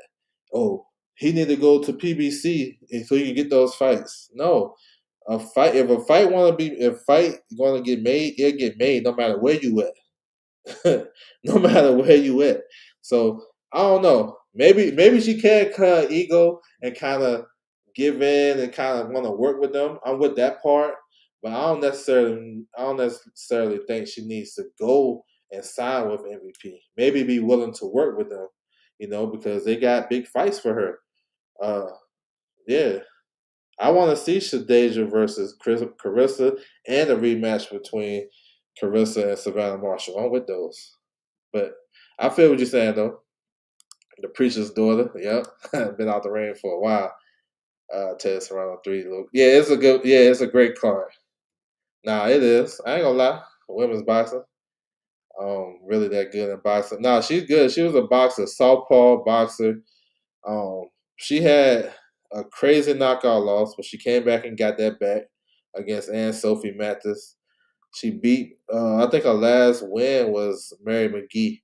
No, she was good, but she's far. She's part of that old tradition, like before the Olympics and shit. Yeah, yes, sir. Winston Lee, what's good with you, bro? Yeah, man, Cam. But I feel what you're saying, though, Cam. I'm with you. I feel what you're saying. She do kind of, yeah. No, she a Hall of Famer for sure. I agree about Shadeja's gas tank. Yeah, her count. That's what I'm saying. Like, I don't know. I look at it both ways. Like, I ain't never seen Savannah in with somebody as big as her. Carissa is not as big as her, or my girl Franchon Cruz. And I think Shadeja is more technically sound than Franchon. But when they fought, Franchon kind of outmaneuvered her with her experience. You feel so? It like people say, style makes fights. But the way Savannah be lunging in and be falling off balance, you trying to tell me Shadeja can't counter that shit with some power? I don't know. We'll see. Yeah, that would be lit, right? Yeah, bro. I'm trying to tell you, they got fights that can happen in each division too. 126, 140, 68, and what Carissa Shields fight at. Any word on Robisi? You think Hirako and Raisa Salim get their title shots in their future? I haven't heard much on Robesi, but I would suspect that he should be back. I'm thinking on that Xander card. That's my expectation. But I haven't heard anything.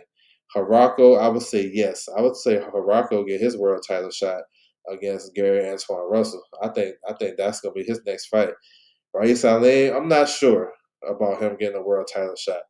He was in talks to get Espinoza, but they made the fight with the kid, the man he fought. Man, I'm forgetting this dude's name. I know Ant in the building. He gonna tell me.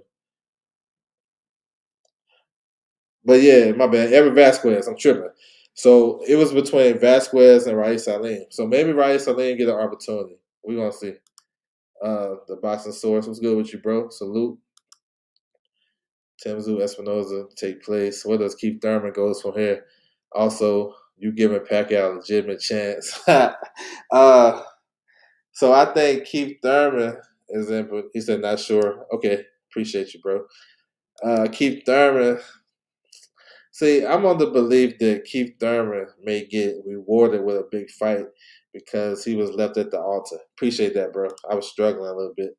Edward Vasquez. I think he was left at the altar with that Tim Zoo fight, and maybe they reward him with something big.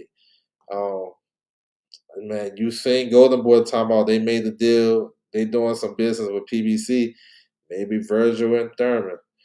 Uh, maybe Thurman just wait for the winner between Fundora and Tim Zoo.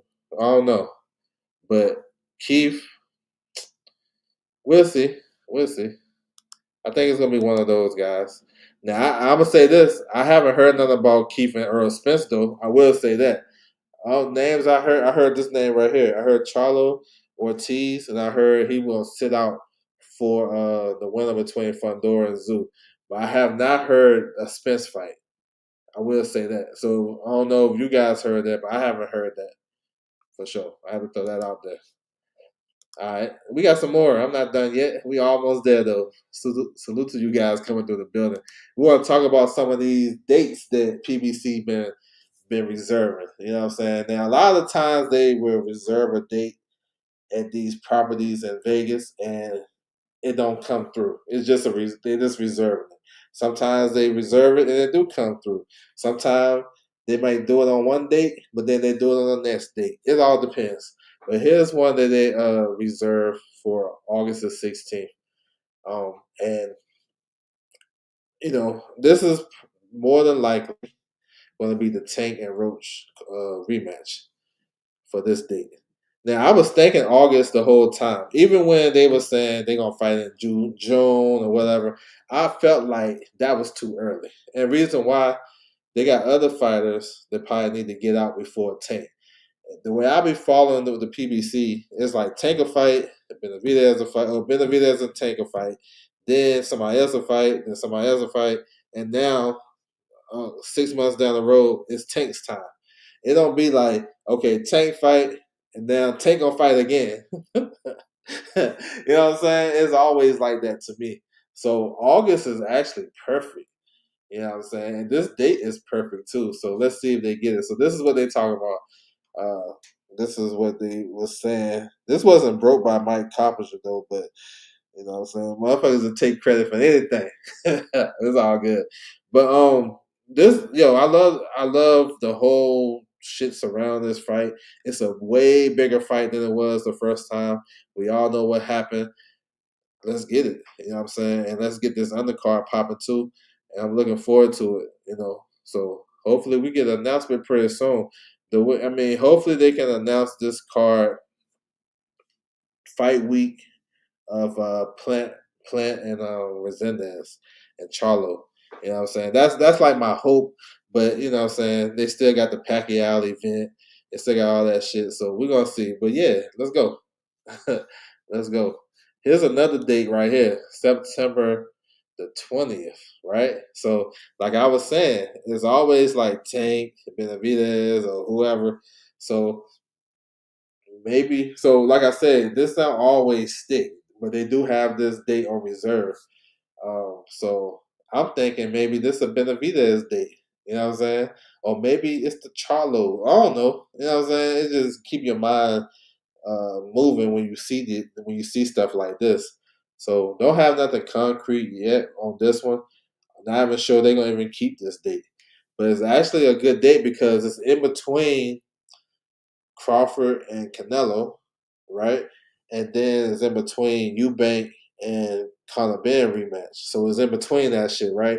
So we'll have a good if this stays like this, we're gonna have a hell of a September too. Also, Anyway is fighting on the 14th. So yeah, let's see. But I just want to put that out. They got some dates on hold, and not all the time they go through with these dates, but it's good to see this though. Cause I like when PBC is active, bro. Boxing is better. I don't care what side of the street y'all on. When they active, it's better to me. Say that one. Keith maybe facing Ortiz or Charlo. Thurman. Man, that's what I was trying to push for. But background said, yeah. Yeah. Yeah, I saw that shit. See, Backroom is kind of like in a bad situation because he with main events. He's not really locked in with these big promoters. They got the big fights for him, so he can't just stay active and just take a fight in Russia because he don't have the backing and they don't got like the bread for that. So he gonna have to fight on somebody's platform, and he's high risk, low reward type shit. So he gonna end up having to wait for Lubin.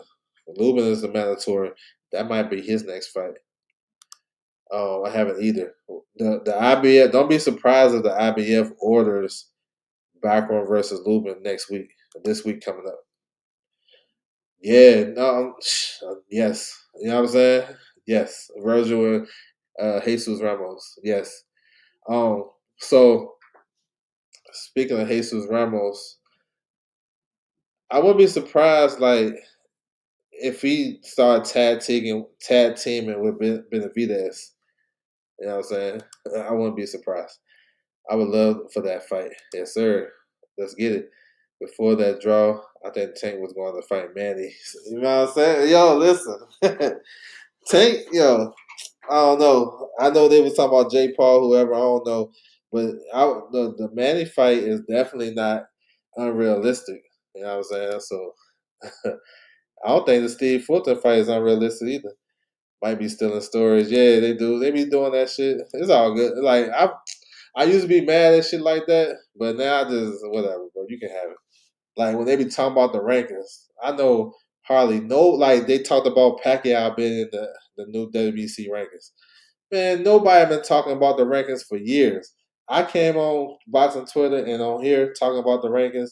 Now everybody doing it. I'm not mad though because to me, when you touch on stuff like that, that tells me you more tapped in because I feel like I'm tapped in. So that's a good thing. But it's funny that day when they announced when Pacquiao came and said new WBC rankings. Man, I seen everybody putting that out. I was like, that's what's up. That's some dope ass shit. uh, Ramos is a tough fight. Yeah, he is. He is for sure. I'm not sure how long he gonna be out because he fought twice this year, and that's kind of unheard of. He said, "You're a pioneer. Appreciate you, bro." Now I embrace that shit. It's just it be funny sometimes though. Like, hold on, I don't think talking about the rankings, but they only talk about the big name guys, just like everything else. All right, so this is my last one. So this is my last topic, and then we're gonna move out. I appreciate everybody coming through the building. So they had this press conference and shit, man. I ain't really take nothing from it, whatever. I don't really care about it. I'm just worried about the fights. So Edgar Berlanga versus Hamza Shiraz. They fighting at that tennis stadium, Louis Armstrong in Queens, New York, which looked dope. I was looking at the venue and shit. This is my first time tapping in with it because I don't follow no tennis. I don't know about none of that shit. So I started looking at it. They got a retractable roof and all types of shit. So yeah, and I know just going to Carson, California, and that's a tennis stadium. When you ever see fights in Carson, that's a tennis stadium. Just going there a bunch of times, I can see it's no bad seats in the house. You know what I'm saying? No bad seats. And that place look like it don't have any bad seats as well. So that's a good thing. But Berlanga versus Shiraz, I like this fight. This fight growing on me because I'm starting to think about the matchup. Because Shiraz, he can fight though. Like it's funny because a year ago, last year, we was talking about Shiraz beating up on Janabek. Well, after the ammo fight, excuse me. So now he had a actually look, see, a lot of people read into shit so crazy, and I kind of take a step back and look at it. I don't think his performance was all that bad versus Adamas. I just think Adamas won. You know what I'm saying? He was a better fighter, but I like the way he was using his jab and keeping his range in spots. It's just Adamas adjusted on his ass and started going up under that shit and started doing other stuff. But this is a good fight though, Berlanga and Hamza Shiraz. And I'm not the one to say who the main event and who this and where the guy fighting. I know Shakur, that's a talking point. Oh, he's not. They say he's not good enough to be the main event. Bro, my thing is this: if you know when he gonna fight and you want to watch him fight, it don't matter where they at on the card. You gonna tap in. That's how I look at it. I don't think that really make any big difference. No matter if he talk about it, if anybody else talk about it, because the thing is about the fights. Should be we do all this research and breaking news and all this shit and posting and dropping content so we can get to the fight. So when we get to the fight, it don't matter if he first. Shit. If he first, second, last, it is what it is. But yeah, this is a true test for Hunter Shiraz because Berlinga is a good puncher and he's a solid boxer. With all the shit he got that he brings to the table, he actually can fight. You know what I'm saying? And I think it's a good matchup. It's probably 50-50, to be honest. Shakur and Zapata, this is another good one. Style matchup because Zapata throws a gang of punches around. He's strong, he's tough, he's durable. I mean, he got dropped by Tevin Farmer, so people think that may translate to what Shakur can do. I'm not so sure about that because Tevin Farmer fought a physical fight in the pocket with Zapata. I don't really see Shakur fighting a physical fight in the pocket. I can see him being in the pocket, but I don't see him fighting physical. I'm just saying because you gotta be in some. I never seen Shakur out of shape or whatever, but you gotta be willing to take some shit. And I don't think Shakur is willing to take a lot of unnecessary shit. You know what I'm saying? He don't have to if he's real good at range and he can kind of dictate what he want to do. But it's a good fight though. I like it because I think both guys are two of the top guys at 135, and I love the style matchup because if you're injured, if you having an off night, or you want to sit in the pocket because something wrong with your legs, you're gonna have a problem with Williams and Payton. You know what I'm saying? You're gonna have a problem, like a big problem. So that's what's up. Those are two main fights right there. Here's the rest of the card right here, which I think is good too. Let me see. He said embrace it. Lubin definitely, yeah, for sure. Yeah, that's a good fight. Let's see how soon they order that. So he might, yeah. So he don't have a platform, so he gonna have to come see Lubin maybe on the PBC or maybe on ProBox. She said boring. I was there. Um, no, that's for the U.S. Open. Okay. Mm. Yeah, I'm learning about that. Yes, he can fight. Facts. I had a Adamas winner too, but I still rate Shiraz. Yeah, he's a good fighter. Like see, what it was is when Turkey went around the ring and went to his corner and pulled a Floyd Mayweather. They don't want to compare that, right? Because I remember Floyd going around and when he was right there, he told in the Barrios fight, he told Tank, "Bro, I need you. You losing on the cards." And then Tank went out there in the eighth round and dropped Barrios. He kind of took round 9 off, and then round 10 he got Barrios out of there. I mean, Floyd did the same shit. Only thing is, Turkey, uh, he gonna get a little bit more heat now because people ain't rocking with him like that. But it's the same type of shit. He came on there, did a pep talk. You know what I'm saying? And then when those scores came out, shit, that shit was a draw. So I get it. I think that's why he probably get more heat than anything. But he didn't fight really a bad fight. It's just Adamas was a little bit more craftier, a little bit more experienced, and got the victory. That wasn't the first time I seen an organizer or a promoter or whoever go around the side of the shit and say, "Get your shit together, you losing," and then they either get favored on the scorecards or they come from behind. They put a spark in their ass. You know what I'm saying? So yeah, they don't really want to talk about that shit though. I'm in a position where my knowledge is so nice and whatever that I can say what most people don't want to say. I can step on toes because this channel and my platform ain't for one fighter. You know what I'm saying? It's for everybody. So I don't have to protect this fighter to. So like you know what I'm saying? Like I can't say certain things so I can protect this fighter. Nah, I'd say whatever pop off in my head. I'm gonna say it. That's why it should be funny. But Floyd did the same shit though. He did the same shit. Tank, I need you. I never lied to you. I never lied to you. Come on, Tank. I never lied to you. You lose it, Tank. I never lied to you. And then what Tank gonna do? Did was Floyd cheating? You know what I'm saying? So when you put it like that, it's like, you know what I'm saying? It is what it is. This is some funny shit though. Yeah, some funny shit though. With Stevenson and Zapata, I wonder how Shakur hands will hold up. Man, are those good valid points, bro? We gotta see. Also, Shakur definitely would have to up his output. Yeah, it depends. If he might not have to up his output if he can slow down Zapata's output. Yeah, tricky. You know what I'm saying? If he can cut down Zapata shit in half and still kind of do good in the with his output, he gonna have some success. I can see Shakur fighting in the pocket, but being very elusive. You know what I'm saying? Being very aware, and then just picking off Zapata. I think the stab jab is going to be the key to the fight. If he can stab Zapata to the body, that's going to be his shit. When I said Shakur had to go to the body, I hear people talking about he ain't gonna stay in that close to do it. He don't have the heart to go to the body. Well, people stab jab from across the ring and shit. You know what I'm saying? Boots stab jab steady on is the first round of the fight, and that set up everything else after that. Then he can get busy.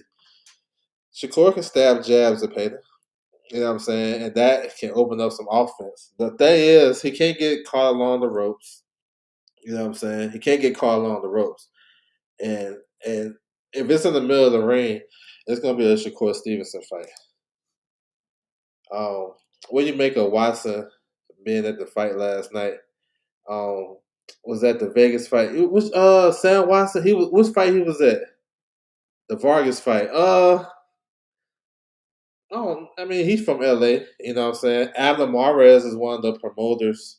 So maybe he just want to come out watch some boxing. You know, him and Abner got a long relationship with PBC. So maybe he just want to watch some boxing. I don't think nothing of it because Sam, shit, he basically the man in LA. So that's what's up. You ain't no fanboy now. uh, Floyd, Floyd said, yeah, he said unofficial, but that shit got the ball rolling. You know what I'm saying? That's like that reminded me of when Tim Bradley or Shakur told Bud, "You down." They flipped the switch. The great ones can do it. But Floyd was in that corner saying, "Yeah, the unofficial score, they got you down. I would never lie to you." That shit was funny. Yeah. She said, "Oh yeah." So I don't know if it was done to that, but I know Adam Mares was one of the promoters. But here's the rest of that card, which I think is, oh man, this is a solid card. I know I like Tsunami. He's a new fighter and shit. He had a good debut. He looked good though. He had a tough fight. He had a tough ass pro debut. That guy was tough. But Morel versus Katiev, whew, that's a good one. Katiev is a Olympic bronze medalist. He's kind of a one dimensional guy in the pros. Real strong, stocky, big, heavy handed. But Morel is like Morel can do it all. Morel haven't even showed us the Cuban school of boxing. He trying to come get you. And I thought in the loss with Benavidez, he actually won. He won fans. He won credibility. People that said that he only had 11 fights. Um, you can throw that away because he's clearly one of the best fighters at 175. Like honestly, I got him number 4.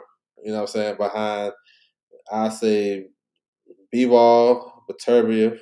I still give them the benefit of the doubt. Then Benavidez, and then Morel, and then Callum Smith, and so on and so forth. So this is a good fight for him. It's gonna be fun because Katiev is gonna bring it, and let's see how much Katiev can take. Because some I see him in some fights, he look okay. Then some fights he like a wrecking ball. Katiev is managed by he managed by George Kambosos. Yeah, George Kambosos' dad is his manager, and he's with Eye of the Tiger, and you know Morel PBC. But this gonna be fun, like heavyweights. Playo versus Matisse. Yo, listen, man. I need you take nah for real. They rocking with Tsunami Heavy. Yeah, they got his title and everything. Ring ambassador. Let's get it. But they keeping him active, so I like that. He a young fighter. Playo and Matisse. This was a pleasant surprise. I won't even. This wasn't on my playlist for a potential fight because I was thinking about Matisse being a mandatory for Richardson Hitchens. But I welcome this because Playo versus Matisse is a real good fight. And honestly, my man said it earlier. He got Playo. I think I like Playo early in this fight too. Not to win early, but my early prediction to win this fight. Just thinking about it because Matisse still has defensive issues. You know what I'm saying? He still do. He still get hit a lot. And Playo like to run them numbers. And he's a good boxer. He can move left to right. I mean, he stood up to Gary Antoine Russell, who was one of the bigger punchers in that weight division. If he can stay off the ropes and let his hands go in spots, he can have success against Matisse, who is a one dimensional come forward type of guy that like to get his engine going. And once he gets his engine going, he's hell to deal with. But Playo can box, use his angles, um, run combinations, get up out of there, all that type shit. But Playo, see, this is the thing with Playo that I like. He know how to win, or he been doing stuff. It's it's like it's crazy how I'm about to word this. Playo either know how to win close fights, or he do enough work for in the judge's eye to win close fights. Because the Agmadev fight was close. He did enough in their eyes to win. I actually thought he lost that fight. Even the Sandor Moore fight, I thought Sandor edged it out. But down the stretch, Playo, he kind of outworked and he had better volume and he was a little bit more consistent down the stretch against Sandor Martin. So I'm not really tripping about the decision. And then the Antoine fight, that fight was it was very competitive, but he showed a lot of shit in that fight. He even hurt Antoine in that fight. Probably should have been scored a knockdown. So yeah, man, this for the WC title. The winner has a mandatory in Dalton Smith. So we're gonna see. Yes, sir. Matisse Morrell, the ones I want to see. Now, yeah, for sure, because they action packed. I'm with you. They gonna bring that smoke, and I don't think they're gonna do anything different right here. So let's go. I still felt Antoine won. I thought down the stretch he was a little bit off. Like I think he was falling short with his shots, and it felt like player was still in the play from him. I think it was like a 15-13 type of scorecard. You know what I'm saying? But I thought player won that fight. But yeah, let's see. I want to see Antoine back. You know, whoever he fight next, I want to see him for sure. And he turned that shit around his last fight. The way Antoine looked, he looked like the best fighter at 140. The way he looked at his last fight, I ain't gonna lie. I want to see Devin versus Cobbs.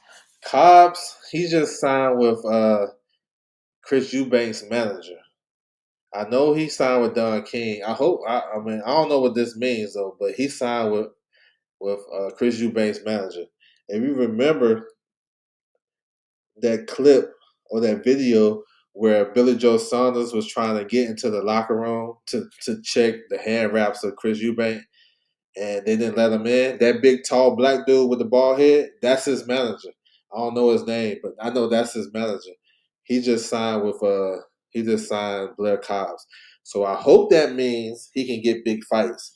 I wouldn't mind that fight for Devin Haney. Honestly, I wouldn't mind that. You know what I'm saying? I wouldn't mind it because Devin is in a situation where he wants big fights. And right now, he may not get the big fights that he signed up for because Ryan Garcia may take a tune-up fight on a Golden Boy show, then circle back. So what Devin going to do in the meantime? I know Devin is talking about fighting Teofimo. He called for that. Will he get it?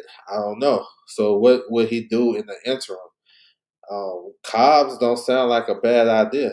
You know, that's why that's what I'm saying. Like Devin Haney, though he in a position where he kind of like in a position like Backroom because Backroom has a promoter, but they don't got no TV dates. They don't got really shit popping, and Devin really don't got nothing popping either, other than working with Turkey making the biggest fights. What I'm trying to say is, why can't Devin take like if he can't get a fight with whoever, right? Why he can't make his own fight and go take that shit back to San Francisco? Because that shit look good on TV. Him and Regis. Why he can't just stay there and just fight guys? And you know what I'm saying? He's not gonna do that. He wants the big bag. So that's what happened. As a young fighter, he got big fights and big opportunities early in his career. Now he really ain't.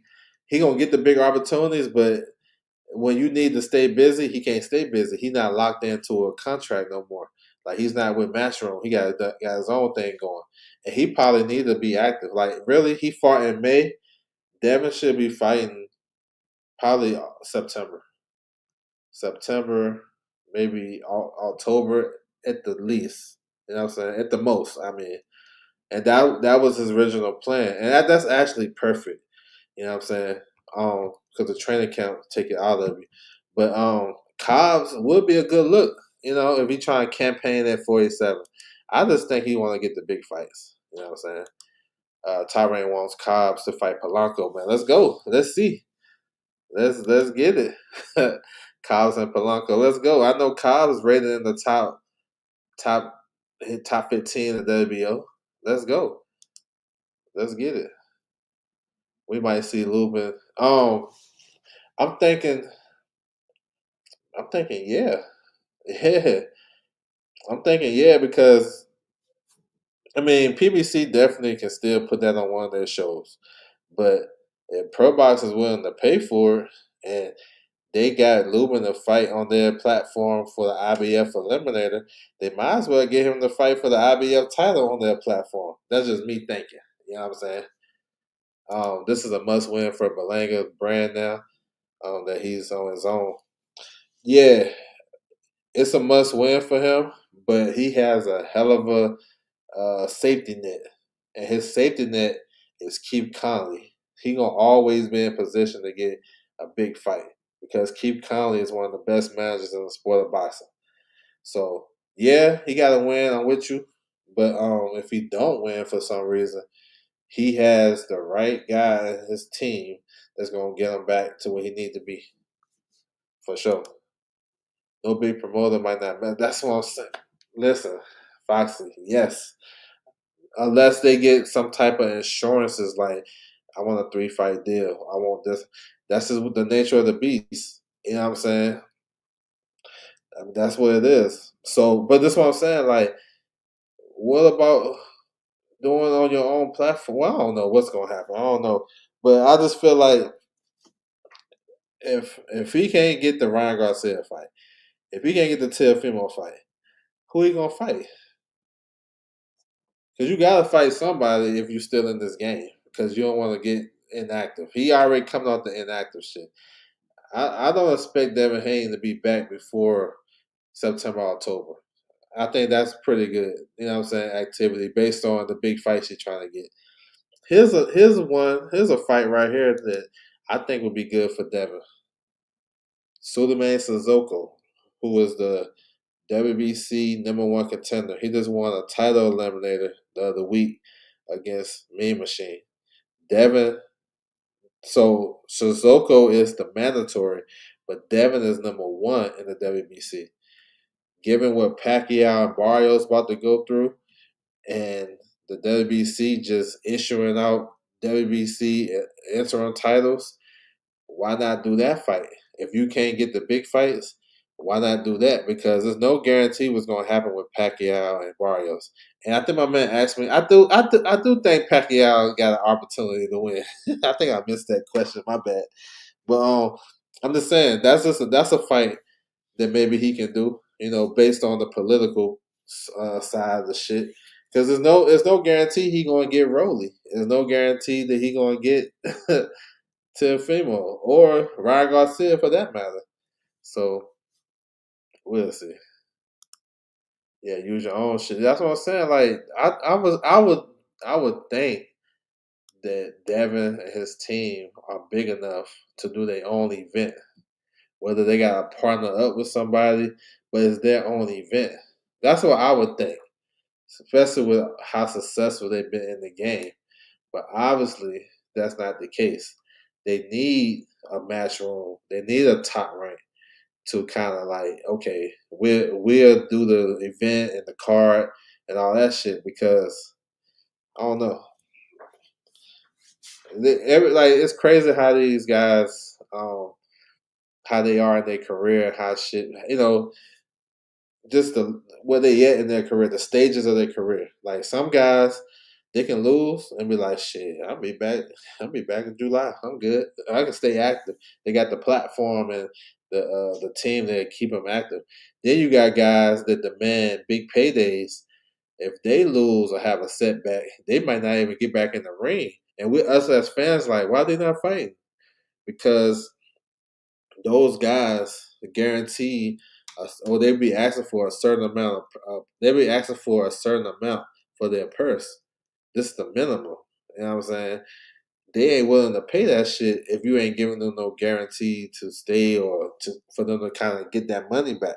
You know what I'm saying? Or give them an opportunity to get it back. So they'll be like, I'm good. Even though you're a great fighter, I'm good.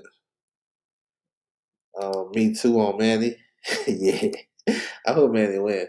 Even Pacquiao wins, he's going to hold up the WBC belt. That's what I'm saying. There's no guarantee if he win, lose, whatever. They just sign a fighter. Who Team Haney signed a fighter? That's what's up. I ain't see that. Who they signed? Sean Haney? I ain't even see nobody that they signed. Put me on game. And Pacquiao win.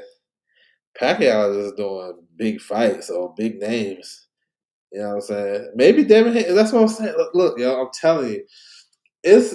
I don't know how much conversation he had with PBC, but I actually feel like maybe this might be the right time to get in touch. I don't know. I don't know how they feel in their relationship with them, but for them to be independent and work with only maybe 2 or 3 entities in the sport of boxing and not PBC, that shit seemed kind of weird to me. I don't know. Maybe I'm missing something.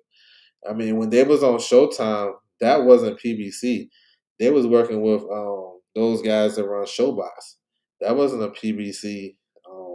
That wasn't PBC. That's a big difference. But I think like now, especially like with Pacquiao, but it might be too late in the game because PBC, for whatever y'all say about them, the one thing I love about them, they take care of them. They take care of their OGs, yo. I'm telling you, y'all may not like the fights, y'all may shit on them, but just look at it. Look at Danny Garcia, right? Danny Garcia ain't never fight at 160. How the hell he get a world title fight with Lara, right? Because they're gonna take care of them. They even made an OG fight a couple years ago with Guerrero and Brito. What was the purpose of that fight? You know what I'm saying? That shit was like 10 years outdated. But they look out for their people. You know what I'm saying? So Haney coming in, he might not even get it at this point because, you know, and that same thing with like Shakur them coming in. If those guys gonna get a fight with a PBC fighter, they don't need to come over there to make it. They either gonna make it or they not gonna make it. It is what it is. So, you know, it's whatever. Sean Hayes. I'm just saying. I'm just saying. That's the only thing I heard, bro. That he dropped the tennis, he put down the racket, and he gonna be a boxer. So maybe they sign him because Amari Jones, they don't mess with him no more. Amari Jones just fought last week, didn't he? On the Suleiman Sissoko undercard. So I'm not sure. So he fought and he won. I'm not sure his next fight. And BoxRec ain't put it on BoxRec yet, but I know he fought last week. I forgot the fighter's name. Um, thought Jones was with Porter. Amari Jones. Um, I don't know. I ain't even heard nothing about that. Tiger Johnson. Yeah, Boca Chica. Yeah. That's solid. That's solid. Hey, I like how Tiger looked at 47. He looked good. Know his bro. Okay. I like how Tiger looked at 47, his first fight. Even though it was against Castaneda, but Castaneda had he had a solid performance against uh, Kenny Sims, who I rate. So Tiger Johnson got him up out of there. This is a solid fight. It's a good comparison fight too because Boca Chica was on his way to maybe beating Brian Norman before the head clash and the no contest. Boca Chica went on and lost to uh, the kid's name, Quinn Randall. You know what I'm saying? Brian Norman beat Quinn Randall. So, coming up, they always do comparable fights. You know what I'm saying? I see his Shields running. I see it with Running Shields. Who Boca Chica is with Running Shields? Because I think Tiger Johnson is with Prentice, Coach Prentice. He's still with his same coach. But you talking about Boca Chica, that's solid look. So yeah, I like Tiger. Tiger coming along. And that card is actually good. You know what I'm saying? Actually, like June the 7th, it's gonna be a all day boxing. It's an all day boxing event, June the 7th. So it's a lot of shit popping. Let me say June 7th. Yep, for sure. Yeah. He said he wish he had a better replacement. Yeah. I mean, Justice Huey is solid. You know what I'm saying? Jones, I might be wrong. That's all good. It's all good. Yeah, it's gonna be a big weekend of boxing. Yeah. But yeah, man, I want to salute everybody coming through the building, man. I appreciate you guys' time. If you haven't hit the like button, make sure you do that on the way out the building. I appreciate it. If you have social media, you can follow me on there. It's scrolling across the bottom. Twitter, Instagram. Tap into the website, ldusboxing.com. I'll be back on Tuesday to break down the fight week for May 24th, May 23rd, May 24th. We're going to talk about some shit. Josh Taylor coming back. We got Leo fighting in Japan. We got some shit to talk about. So we'll be back tomorrow. And then the WBO rankings should be out maybe the end of the month, maybe, or the end of the week. And if it comes out, we're going to talk about the rankings too. So that's what it is. Salute to everybody coming through the building. I appreciate the time, and I'm out.